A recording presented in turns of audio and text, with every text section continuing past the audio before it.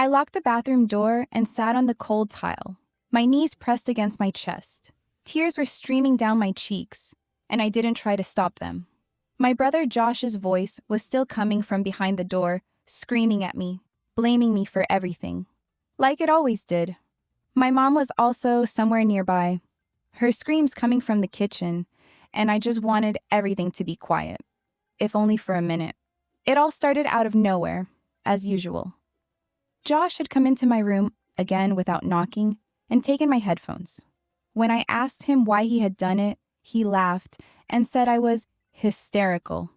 I hit him on the shoulder with a book, not hard, but it was enough to make him start screaming that I was mentally ill. My mom came running over and, of course, stood by him. "Brooke, why do you always start?" was her favorite phrase. I don't know when it all got like this, when I became a convenient target for them.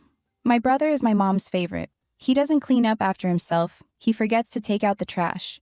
But when I remind him of it, I'm too aggressive. At 17, I felt like I was living in a cage where every word I said could cause an explosion. In the bathroom, I tried to breathe slowly, as the school psychologist advised.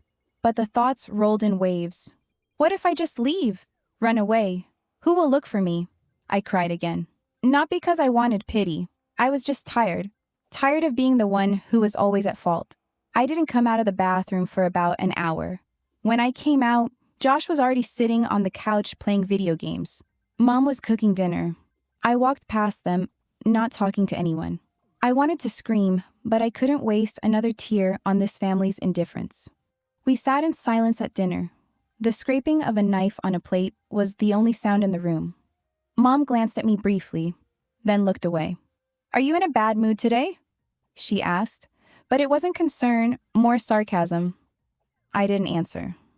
Josh looked up. She threw a tantrum over her headphones. "Maybe she needs to see a therapist?" Mom nodded. "We've talked about this before. You're too emotional, Brooke." I put down my fork. Maybe if you guys would pay a little attention to me, I wouldn't have to scream to be heard. Silence. Then Mom said calmly, "Don't start. We're all tired. It always is. They're tired, and I'm the problem." I looked at my plate and thought, is this really my family? Chapter 3. Old Photos and New Wounds. After dinner, I locked myself in my room and pulled out an old photo album from an old box. There were pictures of me when I was 5, 6. Josh and I were smiling. My mom was hugging us. Everyone looked happy. Where did it all go? In one picture, Josh and I are building a sandcastle. I think we were still friends then. And then he got mean. Or was it just me being awkward? I remembered when Josh called me fat cow in front of everyone in 8th grade. My mom said he was just kidding, and I stopped eating properly for months. She didn't notice. Or maybe she just didn't want to notice. I looked at the photo and felt anger rising inside me like a cold wave. They killed the girl in the photos and left me like a shadow. I wanted that Brooke back, the one who laughed, the one who felt love. But how? I couldn't believe my ears. Josh, who had always been a little indifferent, was now openly saying that I was being spoiled, that his mom understood him better, and that he was just tired of my childish whims. I felt something tighten in my chest, and I wanted to either cry or scream. "This isn't fair," I whispered, trying not to let the tears show.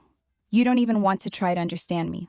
He turned away, but I could see that he was uncomfortable too. Mom stood aside, as if afraid to interfere, but I knew there was disappointment in her eyes. She always tried to keep a balance between us, but sometimes that balance would break.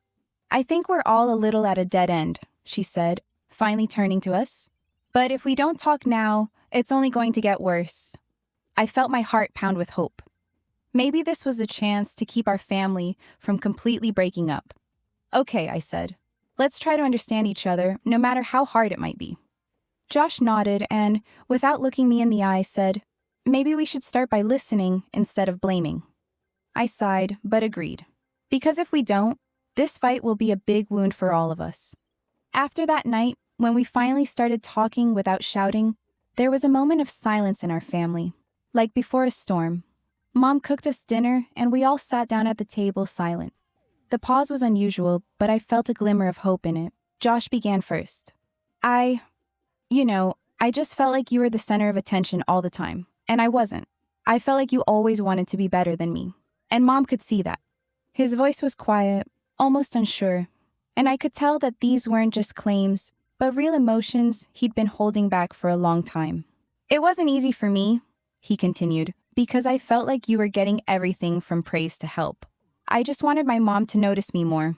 I thought about it because I didn't even think Josh felt so lonely and unnoticed. I never wanted you to feel that way, I replied, looking into his eyes. It was hard for me too. I always wanted you to understand me, not just Mom. Mom was silent, and I noticed how her eyes became moist. You are both my children, she finally said, and I may not have always been the perfect mother. I tried to do everything for you, but sometimes I forgot that each of you has your own needs. I sighed. Those words sounded like the apology we had all been waiting for. I want us to be a family that supports each other, my mom said, not one that fights over little things. It was a moment of revelation. We all realized that arguing doesn't solve problems. It only makes them worse. But I knew that even more difficult challenges lay ahead. After that evening's conversation, it seemed that peace had been established between us. But it was a mistake. The real difficulties began when outside factors broke the silence. My dad, who had been living apart for a long time, reappeared in town. His arrival awakened old wounds that my mother had rarely talked about and Josh and I had rarely mentioned. But now it was all coming out. He arrived unexpectedly, with a suitcase and a smile that had always been a little foreign to me. I felt a mixture of emotions, an eagerness to see him, but at the same time, a fear that everything would fall apart again. My mother was the first to see him. Her face froze as he stepped into our house. I began to realize that she was hiding something more than just the pain of the divorce. Josh was nervous too. Although he tried not to show it, she was silent, but her eyes spoke louder than words. Dad was charming in his behavior. He told jokes, promised to help us all, especially Josh, and tried to make Mom fall in love with him again. But I could see that this was only a superficial mask. Behind it were many old grievances and unresolved problems. A few days later, the first conflicts began. Dad demanded more attention from Josh and me. Mom argued with him over trifles, and we began to feel even more pressure between ourselves.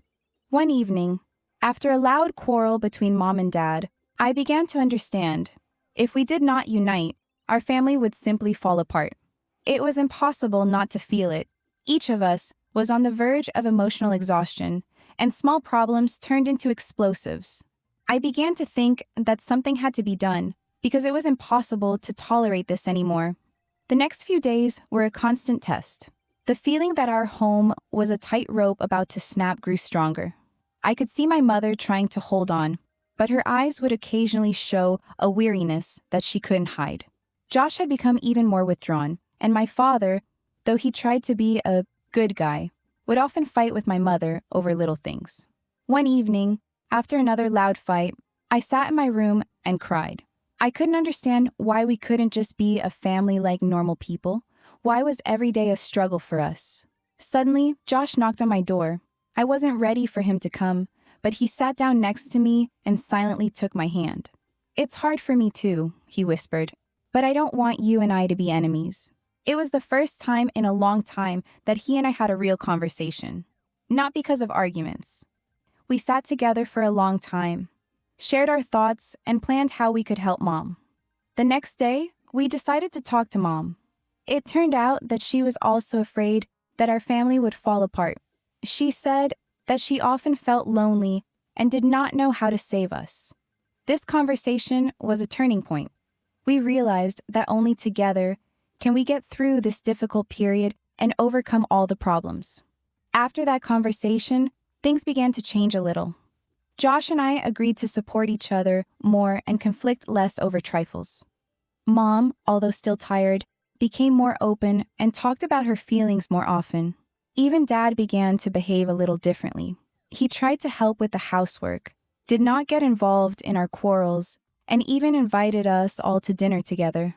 But it was not all that simple. Each of us carried a lot of resentment and unresolved issues that didn't go away instantly. The tension remained, only now we tried not to show it to each other. One evening, I came home from school and saw my mother sitting in the kitchen with tears in her eyes. She wasn't expecting me, and I could see that something serious had happened. "Mom, what happened?" I asked, sitting down next to her. She took a deep breath and told me that my father had started drinking again, and this time it was a serious problem.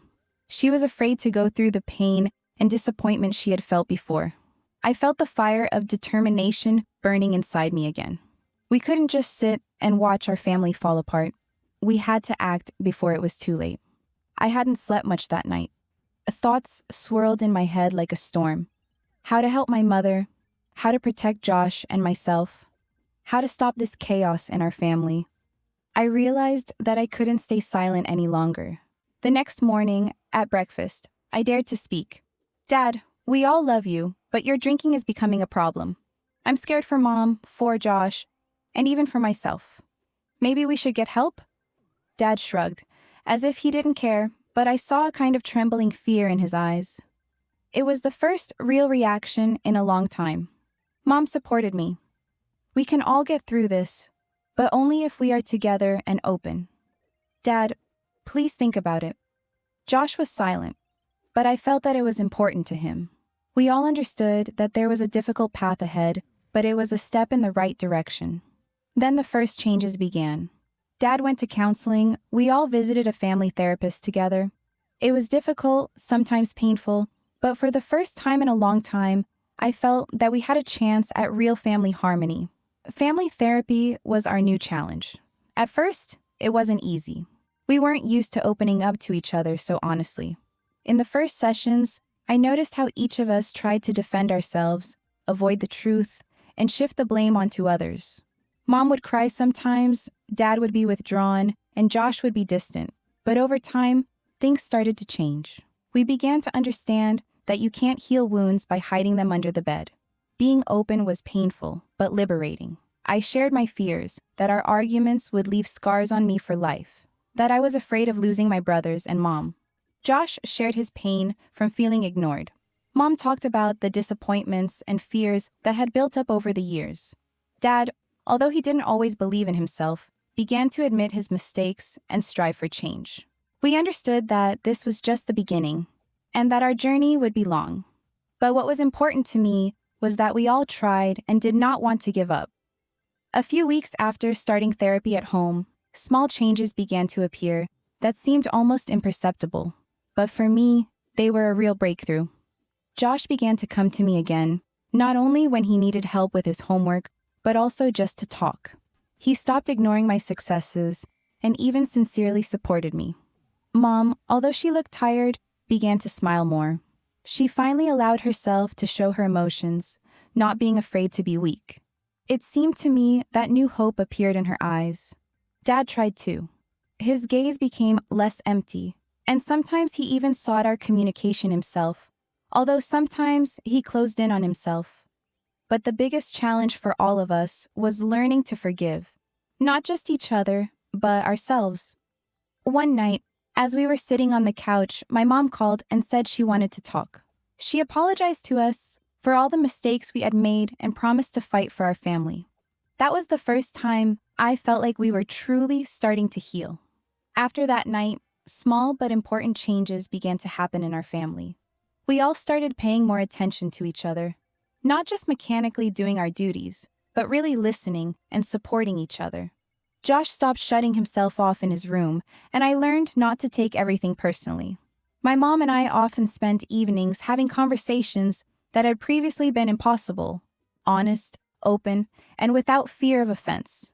Even my dad, although he wasn't perfect, tried to be a part of the process. One day, he asked me out for a walk. We were walking through the park, and he was talking about his mistakes, how scared he was of losing his family, and how he wanted to change. It was one of those conversations that leaves a mark on my life. I realized that forgiveness is not about forgetting, but about allowing yourself and others to move forward. In that moment, I felt that a real family is not about perfection, but about being together, even when it's hard. One evening, when we were all gathered at the table, I noticed that the atmosphere in the room was much warmer than before. There was none of the tension we so often felt when arguments threatened to erupt at any moment. Dad even told a funny story from his childhood, and we all laughed together. Real laughter, not forced smiles. After dinner, Josh and I stayed in the kitchen, helping Mom clean up the dishes. It was a little ritual we had recently started, and it had become a symbol for me that we were on the right track. "Brooke," Josh said suddenly, "thank you. For everything. For not giving up when things got tough." I smiled, feeling warmth well up in my heart. "And I thank you, Josh. We did this together." That night proved to me that even the most difficult conflicts can be overcome if we are open and honest. We are all not perfect yet, and we have new challenges ahead of us, but now I am sure that we can get through them together.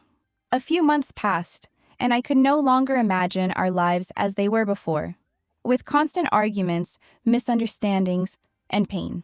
Josh and I became closer, my mom seemed happier, and my dad really made an effort to be better. Of course, sometimes we still argued, because that is normal for any family. But now we knew how to listen to each other and apologize, and most importantly, not be afraid to show our true feelings. One day, when we were all sitting together in the living room, my mom said, "I am so proud of you. You have shown that family is not only about blood, but also about support and love." These words sounded so simple, but I felt that they changed everything. I looked at Josh and saw in his eyes the same hope that I felt. We had been through a lot, but now our future seemed bright.